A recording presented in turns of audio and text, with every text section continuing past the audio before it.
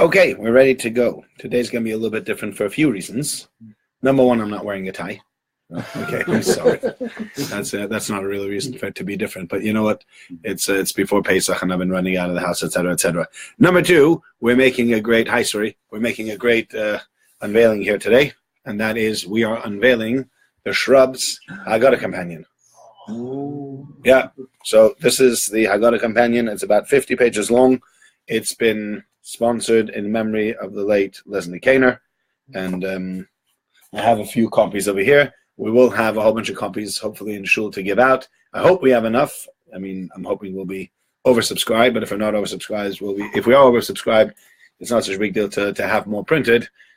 Please, God, I hope that if you can avail yourself to one of these, again, as we said, one of these beautiful vigattas, shrubberies, Hagaddah Companions. These are Divrei Torah written by the people within our shul, for the members of our shul. If you would like one, either if you put a message over here, hi Avril, if you would like one, put a message over here, or tell me afterwards after the shir, or send me an email, or call me, etc. I'll try to set one aside for you if we can, and I hope we'll all get together with this. Okay, that's number two. Number three is I made a bit of a mistake, but we're just going to have to work with it anyway. And the mistake that I made is that I thought this week is Pasha Shemini. And the answer is that this week is not Pasha Shemini, and Pasha Shemini is actually in 3 weeks' time. Okay? I'm actually going to mention already now, next week there's not going to be a shir. Next week, Chol Hamoed, we won't manage, with everything else going on, I don't think we're going to manage a shir as well. So next week, no shir. Please, God, again, in 2 weeks from now, there'll be shir.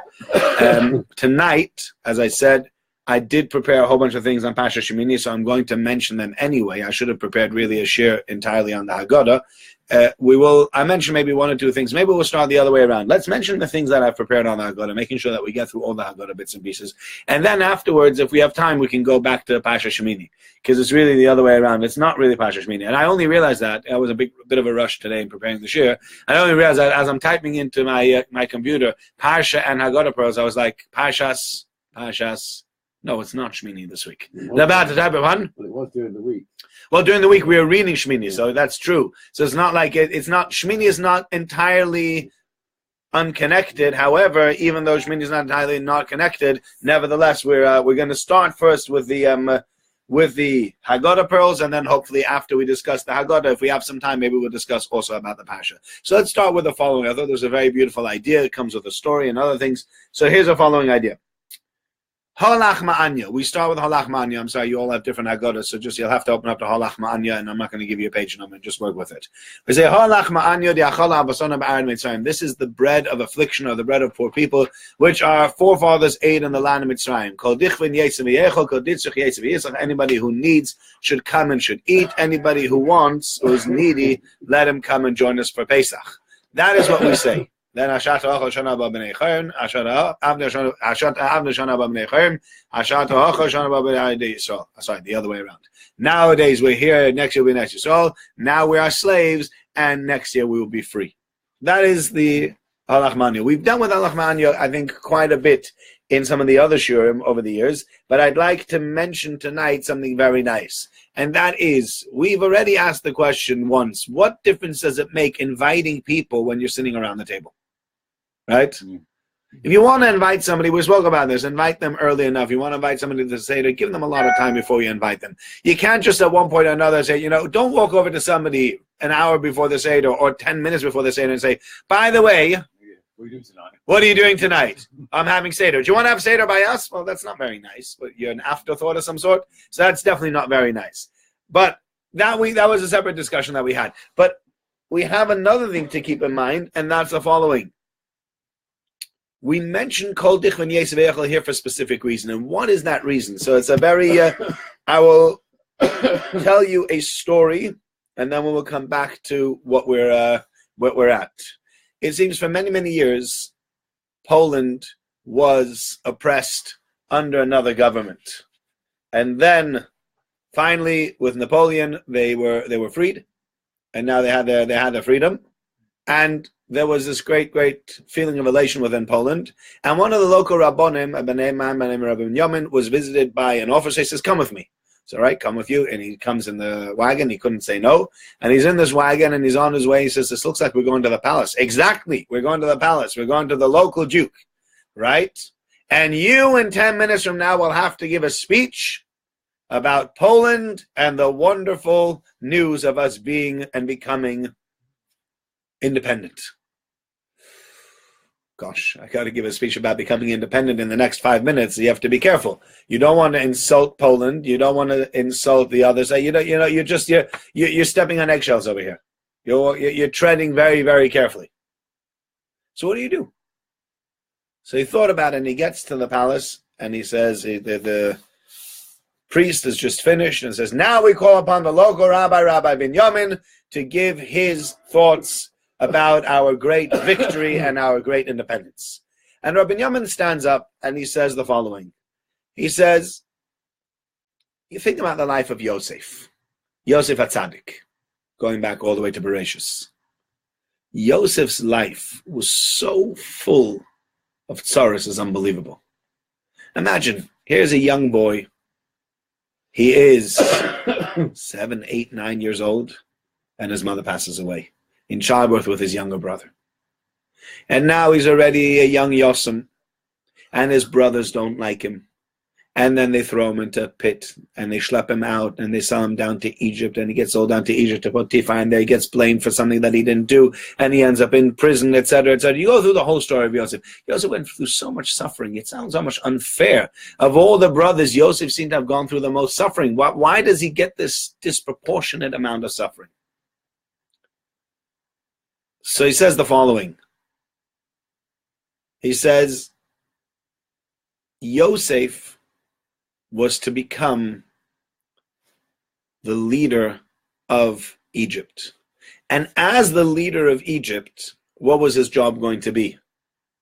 To feed the entire Egypt, and not only to feed the entire Egypt, but actually to feed the entire world. Because the entire civilized world in that area all came down to Egypt to buy food, because nowhere else there was food.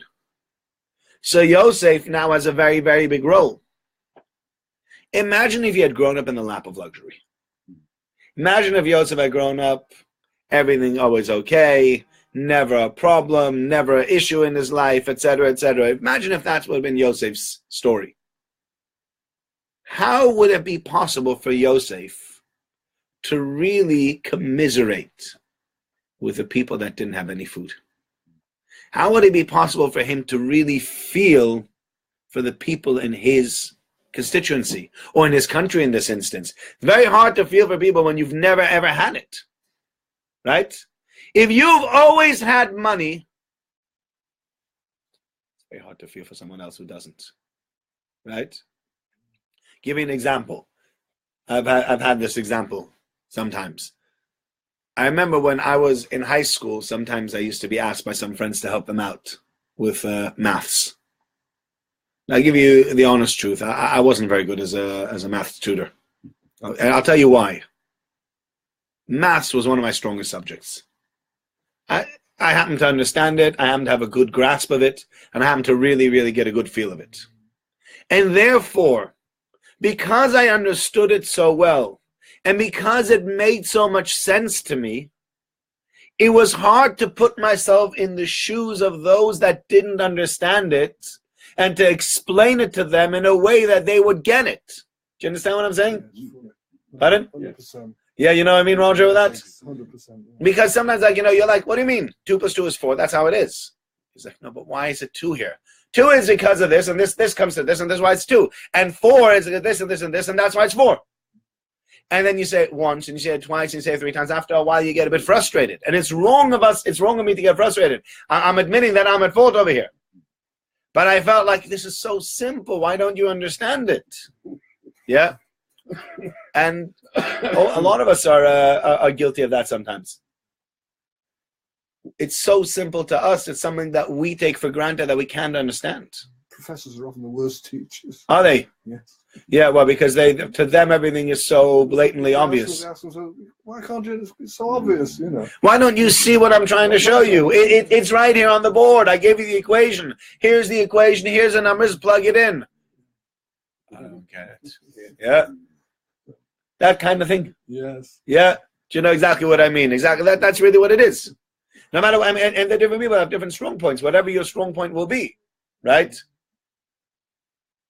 So that's what he was saying, Yosef. And then he moved on to the following story. He told an interesting story. I thought there was a sweet story. He said, one night, one of the local dukes decided he was going to have a good time. And he was going to go to the Jewish community, and he was going to walk into the Jewish community. And he's going to pay somebody a visit. And he knocks on the door by someone. They open up the door. Oh my goodness, the Duke is here. Duke, please come on in. How can I help you? Come on in. He said it just at the right time. Come on in. How can I help you? Michael, I'll discuss this with you later. I ended up, this is our Hagaddah companion. Oh, brilliant. Yeah. So he says, how can I help you, Duke? Sir, what can I do for you? And the Duke says, I'd like to be served a meal now. Okay, we'll try to get whatever you can. And he this poor Yid goes into his kitchen and he tells his wife, the Duke is here. I don't know what we're supposed to do. Okay, take out the best chicken that we have or the best meat that we have from the freezer. Let's put in the best spices. Let's do what we can. And the Duke sits down and he goes, where's my red Cabernet? Red Cabernet. Sir, we're just poor people. I don't eat meat without Cabernet.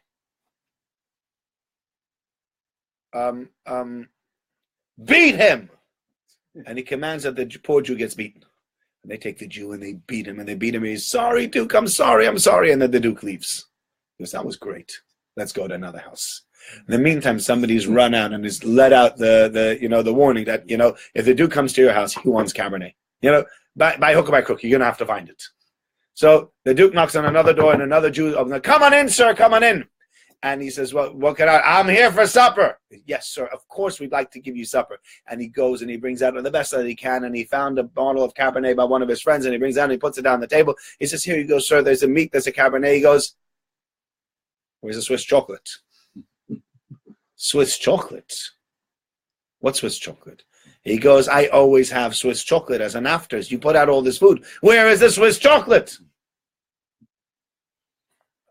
I don't know. Where is my chocolate? He's getting all upset. He says, sir, I beat him. And we go back to the same thing. And they take the Jew and they beat him mercilessly. And he's apologizing to the Duke. And the Duke walks out. He goes, that was great. That's 2 Jews down. Knocks, and then so now they've sent the message down to another fellow, said, Cabernet and Swiss chocolate. Okay? So the Duke knocks on the third guy's door. And they open up the door. He says, yes, Duke, come on in. He says, I'd like supper. Here, sit down. He sits down. He goes, well, where is it? This is it. The table's empty. He goes, that's right. He goes, Jew, are you making fun of me? He says, I'm not making fun of you. Let me explain something to you. I heard what you did to the last 2 guys. I got Swiss chocolate and I have Cabernet and I got meat. But you'll find something that I don't have, right? So why are we playing this game? I'll bend over and you can whack me now. You've just come here to hit people, right? You've not come here to eat supper. You're not come here to do anything to anybody. You don't really want to eat. You just want to play a game. So if you want to play the game, I'll spare you 2 steps. I don't have to make supper. You don't have to find the thing that's missing at the table. You can beat me now and go home. Brazen Jew, right? Mm-hmm. But the fellow felt so embarrassed. He put his head down. He goes, okay, you got me. And he walked out. He said, a person can only behave like that because he doesn't know what it means to be beaten. A person only behaves like that when he doesn't know what it means to be the persecuted minority. And so this Rabbi Yamin finished his drasha and he said, Poland knows what it's like to be a persecuted minority, and therefore they should go ahead and they should understand that within their persecuted minority, there are even smaller persecuted minorities, and they should understand that they should be treating them well as well. Giving them a bit of a message about the Jews. Yeah, which I thought was a beautiful little story. It is a very clever thing to say, and obviously it went down as a charm, etc. It was a great speech, and the Duke was very happy how he had spoken, and he sent him home. But I think there was a very important point to make over here. And that point is the following. When we speak about inviting people to the Seder, first thing we say is, Ha'alach ma'anyo. This is the bread of the poor person. Once you are poor, you know what it means. We've now put ourselves in the mindset of poor people. We've now, so to speak, become a poor person ourselves. Now we really feel for others. Now we know what it's like not to have. When you know what it's like not to have, you know what it means to share with others who don't have. And so therefore we start by Holach Ma'anya. That's why now he's saying, Kol dichvin yesveichel. Anybody who wants, let him come and eat. It's a certain amount of inspiration that a person has received from the fact that he now realizes, you know what? I know what it's like to be poor. We as Jews have always, well, not always, but we've gone through plenty of situations. And in Egypt we were poor. And now I understand what it means to give to other people. And therefore I would like to pass on that to other people. I'd like to now share my plenty, my bounty that I have with others. So I'm asking anybody who'd like to, anybody who'd like to come can join me for my Seder. Yeah, I'll tell you one last story to do with this and we'll move on to the next thing. There's a man here in town, I won't mention him by name, but there's a man here in town, very well-to-do fellow. And he used to give a tremendous amount to charity. He really did. And at one point or another, he was visited by the HMRC. The HMRC said to him, "Sir, you earn X.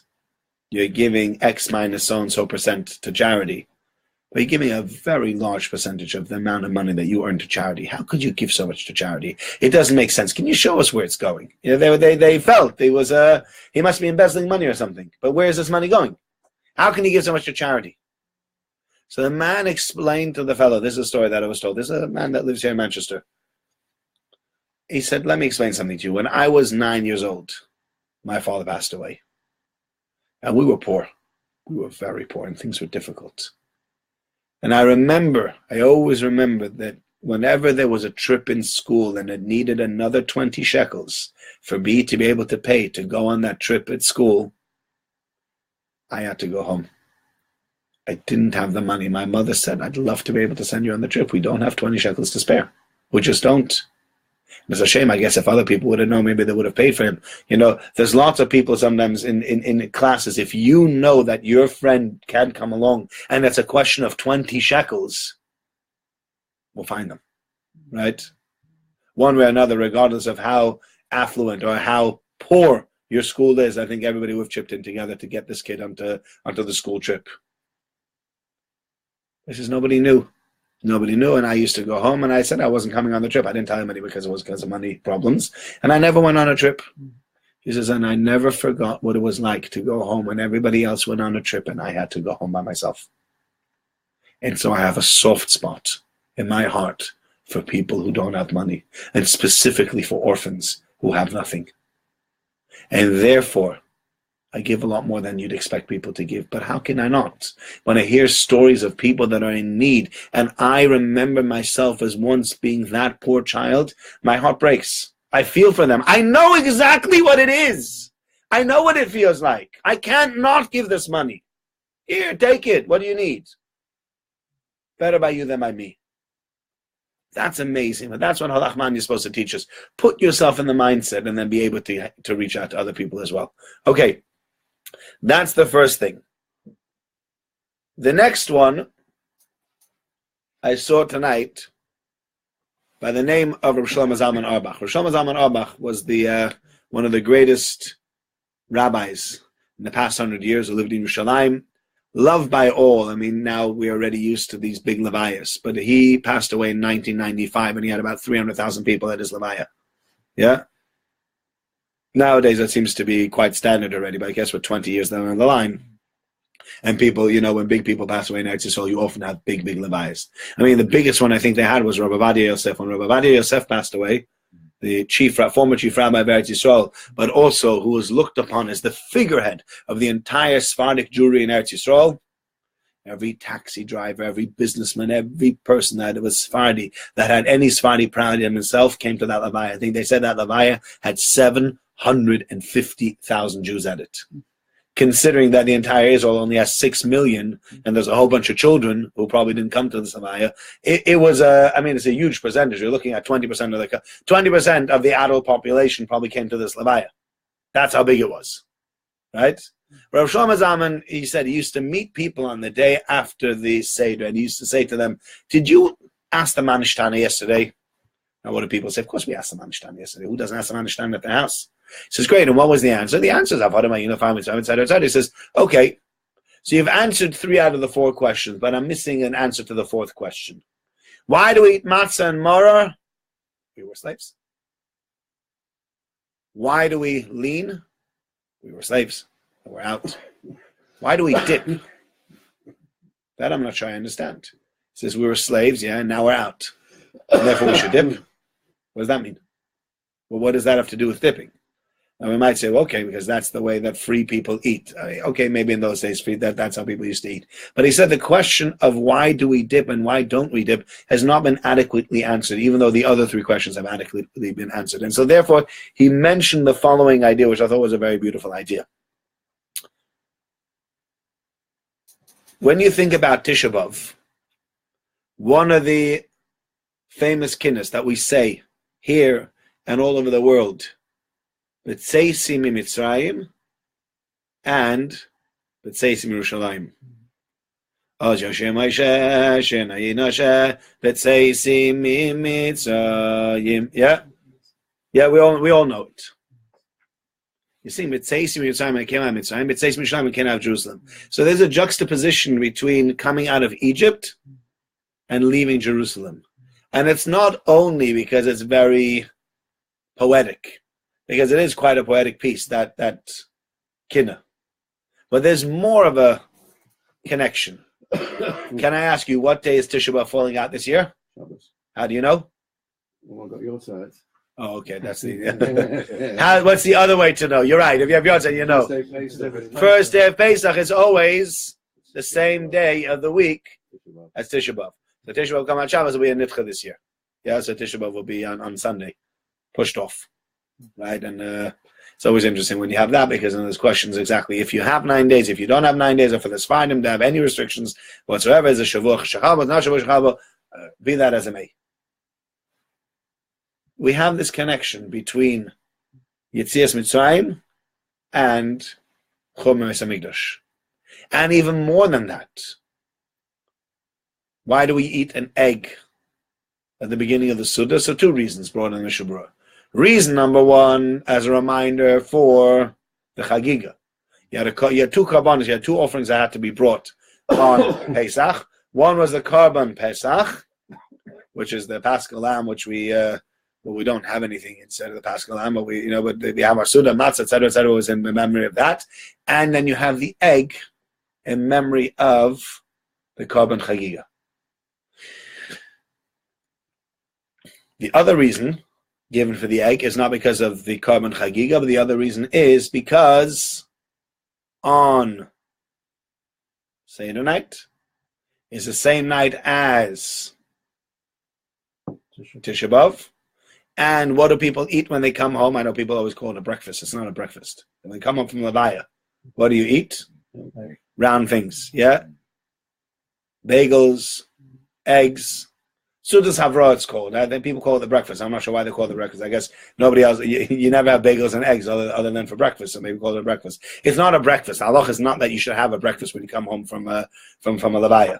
Allah is that you have a Suda. It's called the Sudas Havra, the Suda that you eat after you come home from a Levaya, and that Suda is given to you by somebody else. It's meant to be, it's not from your own stuff, it's from somebody else's, etc. And you have round things, because round the world is like a circle. Things go round and round. What goes around comes around. It's like a galgal. It goes round and round and round. There's a circle and cycle of life. So you have eggs. Eggs are a reminder that on the first night, Pesach, we remind ourselves, by the way, only 4 months to Tisha B'Av. Right? Now, can I ask you a question? Is that really such a... Do you want to come in? You available after? Yeah. So, yeah, after 9. After 9. Okay. If you want to sell chametz, you can come after 9. Okay. Now that that's out in cyberspace and I'm going to be hammered with all sorts of people coming to try to sell the chametz, let's continue. So it sounds a very strange thing that on such a happy occasion, we should instead be reminding ourselves of Tisha B'Av. Why are we reminding ourselves of Tisha B'Av? Yeah? Sometimes on the happiest occasions, you get reminded of certain things. So sometimes you can't help it. Like say you have a chasna, and you think to the chasana about the family members that sadly have passed on that can't make it to the chasana. So there's a bittersweetness in it. Oh, how much I wish that my father, my grandfather, my wife, somebody else it might be, like, could come and could see this special occasion, could join us for this wonderful simcha, right? There's often that feeling, I wish. Yeah? So there's that tinge of sadness. But in general, we don't like to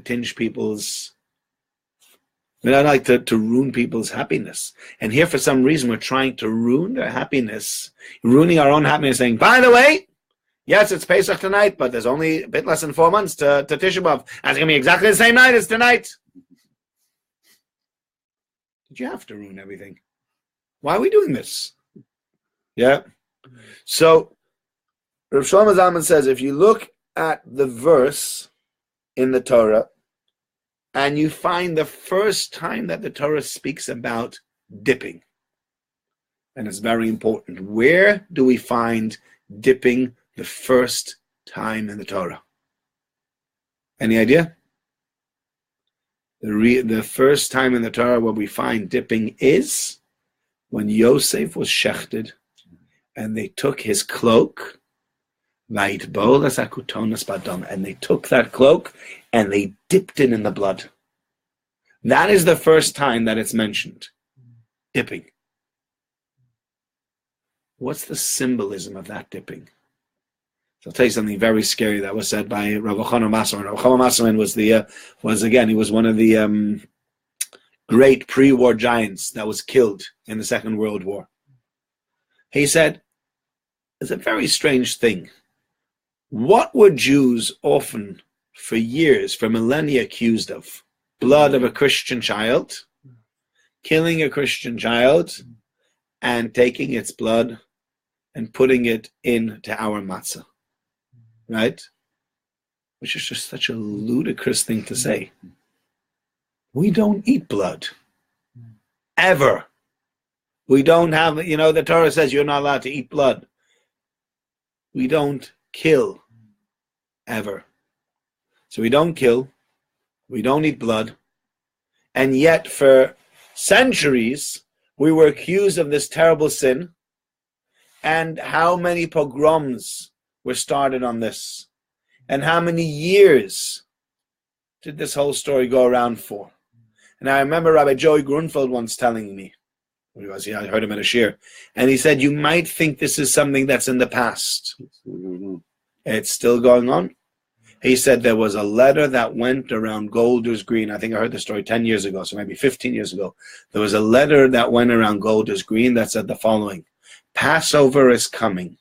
Do you know where your child is? Can you imagine? Can you imagine? This is already in the 2000s. It was probably in the noughties or maybe in 2010s. I don't know what it was. Imagine. In England, still the same myth, that same stupid lie propagated about our people. It's something that we would never do. Right? So what makes it interesting is the following. Says Rabbi Chanan Masserman, how did it ever happen that we get accused of something so vile and of something that goes so much against our nature? He says, look back at what happened to Yosef. They treated Yosef badly, and then they shechted a goat, and they took Yosef's coat, and they dipped it in blood. And he says, for millennia afterwards, that blood is still haunting us. What a scary thought. Mm-hmm. For millennia afterwards, that idea is still haunting us. Why did they dip it into blood? Why did they get rid of Yosef? Sinas chinam, baseless hatred. They didn't like Yosef. They didn't like what he was doing. They didn't like the way he was behaving. There was a whole bunch of things. They weren't happy with the way Yosef was doing things, was conducting himself. Pardon? It's telltale. All right. I know lots of kids that telltale. I've yet to have seen anybody like, selling someone on eBay. You can have my brother. He telltales, And if you want, I'll send you, and then, you sell your brother on eBay. Then you take a jumper out and put it out on the M60. Let 55 cars drive over it. Bring it home. He goes, is this Jack's jumper? Look at how many, wow, look at those screech marks on the jumper. He must have really hurt himself. You crazy? I mean, wouldn't do that. So telltale, yes. But there was things went too far. And therefore we are punished for centuries afterwards for that Avera. And we remind ourselves, the first dipping is we take it and we dip it into the tears. We think about the first time it says in the Torah about the dipping, and we dip the egg we dip the karpa, into the salt water. And to add to that, what Rabbi Katz said again, to advertise in our beautiful shrubberies. I got a companion, if you want one. You still have. Yep. Rabbi Katz wrote in the name of the late Rabbi Isaac Bernstein that says the word karpas. Do you know where karpas comes up in the Torah? Ve'asa lo kisones pasim. Yaakov Avinu made for his son Yosef a kisones pasim. What's a kisones pasim? A Technicolor Dreamcoat, right? What is the Targum? You know how the Targum translates that? Karpas. Unreal, right? Karpas. So you take the karpas, you're taking the idea of the kisonis pasim, you're taking the tears, you're taking the Beis Hamikdash, and those tears and Tisha B'Av, and you're dipping and you're saying, I understand, you know how it comes to destruction of a Beis Hamikdash? Do you know how it could happen that we could destroy the temple, that God would destroy his temple? Because of sinas chinam, because of baseless hatred.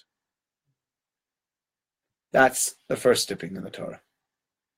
The second dipping in the Torah mentioned is Ulkachtem agudas Ezov utvaltem madoma shabasaf. Do you know what you do when you bring a korban pesach?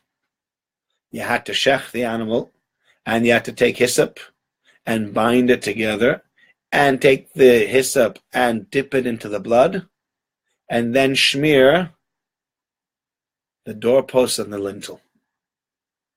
And again, the word over there that we use is tevila. Ein onu matpilim afilu pamachas. We're talking about dipping again.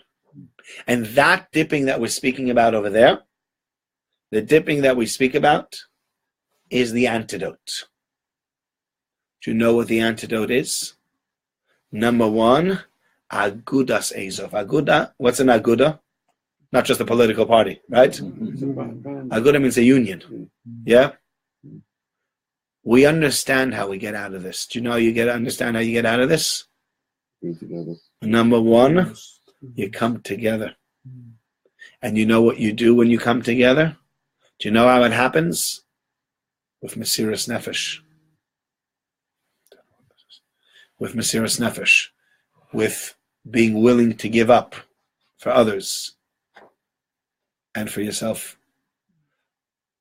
The blood that was taken at the time of the Korban Pesach, that was a tremendous sacrifice on behalf of the Jewish people.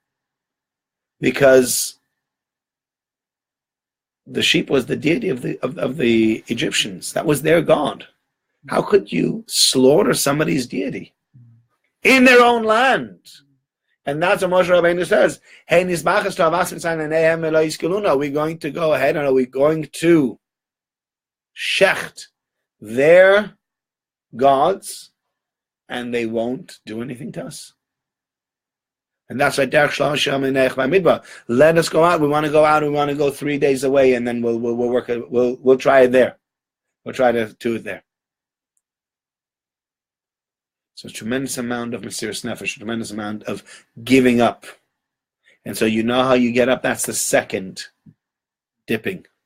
We remind ourselves of the maror, and we take the maror and we add charosis to it. We add a certain sweetness to it, but we add not only the sweetness to it, but we realize we want to get out of this golus.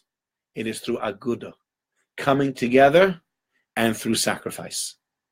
That's how we're going to get out of this golus. And so therefore, it is not by chance that we mention Tisha B'Av when we speak about the Seder, because we say, wait a minute, we understand. There is the idea of baseless hatred. That's the first dipping. in the idea of Aguda coming together, and that's the second dipping. And that is how we'll make it out of this Golus. And that's why we mentioned Tisha B'Av, not to dampen the spirit, but rather to tell you, Hashata Ocha this year, Lashana B'Bar Yisrael, next year, Hashata Abda this year, we're slaves, Lashana B'Manecham, next year we'll be free. You know how you go free? Do you know how this will happen? If we come together, if we put away our prejudices against other people, if we're willing to be friends with others. That's how it happens. Okay, that's as far as Hagaddah is concerned. I will mention one last idea, which is the following idea, which I think is very, very nice. And I think it's very important. Coming to Pasha Shemini. As I said, I didn't have enough to say on the Hagaddah tonight, but I'm happy I start with Hagaddah. Coming to Pasha Shemini, even though it's not yet, we're not laning Pasha Shemini on Shabbos, but we did lane it on Monday. We're going to lane it on Thursday. We'll still lane again another week and then another week. So we have plenty of time, plenty of chances to lane Pasha Shemini. So, Pasha Shemini. On the 8th day, what's the 8th day? 7 days of the inauguration, and now it's the 8th day. Now it's a big day. Now it's a big deal, because you know what's going to happen now? Now Kadosh Baruch Hu has set aside Aaron to become the Kohen Gadol, and Aaron's children to be the Kohanim, the regular Kohanim, and there's the inauguration ceremony. Finally, we've gotten to the point where God has forgiven the Jewish people, and we've come back to the same level. As I think we've mentioned maybe in the past, that Shemos starts at a certain level where God is with the Jewish people. The Jews go into Egypt, they serve idols, etc., etc. They make their way out of Egypt, then they get the Torah, they mess up, and then finally Shemos ends, the Ramban says, on the same level where it started, that the Jewish people have God dwelling amongst them. We've gotten to the point where God is dwelling amongst the Jewish people. It's a wonderful, wonderful situation. And in the midst of that situation, what happens? The story of Nadav and Avihu. You have two sons of Aaron, whatever the Avera was, whether they had drunk, whether they thought that they wanted Moshe and Aaron to die, whether it was that they decided to give a halachic ruling without, hi Phil, they decided to give a halachic ruling without consulting Moshe Rabbeinu. Whatever the issue was that they died for. But it put a real dampener on the festivities. Right? It's not easy to have festivities when something's gone wrong. I know people where, I know a family I know in Vienna that, I think an hour or two after this fellow's son's wedding, his father passed away. And the father had been married to the mother for almost 70 years. 3 days later, the mother passed away. Or was the other way around, the mother and then the father. But they were so close together that basically when one passed away, the other one just went with the other one. So he sat Shiva like twice in a row. It was like strange almost to have somebody having a Levaya on Sunday and then a Levaya on Tuesday or Wednesday. All during the Shabbat Brachos week of his son. Talk about a bit of a roller coaster ride of emotions. Can't even imagine it. What to do about Shabbat Brachos in a case like that? Well, Shabbat Brachos keeps going, because the question becomes what would have happened if it was the person himself, the person getting married. So if the father passed away before he got married, then maybe you'd have to push off the wedding. If there's a machlokas about that. If the father passed away after the wedding, I guess you go on with the Shabbat Brachos. But here it was the grandfather of the chosn that passed away, so then the whole discussion was different. It was the father of the chosn who was sitting Shiva, but it was a real dampener on it. But I find many a time, I think my wife said to me, and it's true, many times when you have simchas, there's a certain amount of goodness that you get from HaKadosh Baruch Hu, and there'll almost always be some sort of drawback. And know to expect that drawback, so that doesn't really frazzle you so much. When things are good, there has, it's never unbounded goodness. There's always going to be a limit. Right? It's not that because God can't give us more. Give us whatever we want. But many a time we will find that there is goodness, and in addition to that goodness, there's a bit of a sadness on the side. There's something that's not worked out, whatever it might be. And I find the same is true also with Pesach. And the same is true also with what we sometimes make expectations for. Come Pesach, Think to yourself, we've worked so hard, and we're going to have a beautiful Seder. And the kids are going to sing nice songs, and they'll say beautiful Divrei Torah, and they'll come home with nicely decorated Haggadahs. Or, it's lovely to go to our parents and spend Yom Tov with our parents, and that the grandchildren, only the children, whatever it is, at least let them get some nachas from us. There's always, Pesach comes with a lot of nice things. And many times families are together, then they're not together the whole year, and here you get a chance to be together. But with all that goodness, there's often a chance for something to go wrong. Whether family fights, God forbid, stepping on each other's toes, saying things that we shouldn't say. When you take everybody and put them into the same room and give them the same food, and it sometimes becomes a pressure cooker. You find that by the time the family's been in the house, by the time it comes Shvi Shel Pesach or Achron Shel Pesach, last day of Pesach, the grandmother who's hosting everybody is quite frazzled. Yeah?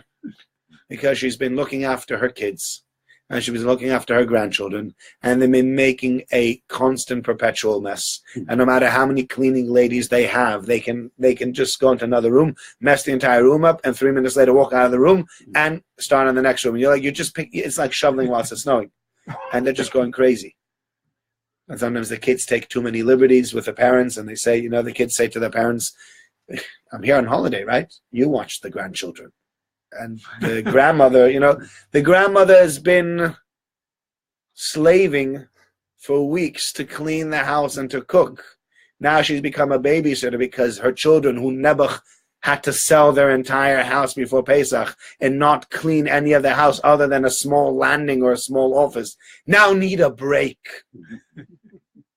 So that they can go out and their 3 little screaming kids in nappies are taken care of. Whilst the grandma's like, I can't take it anymore. Yeah, it creates pressure. And it creates stress in every household. Simchas do that kind of thing. And you got to be careful with all these situations, with all the goodness that's out there, to ensure that to expect maybe a small hiccup or maybe a bigger hiccup.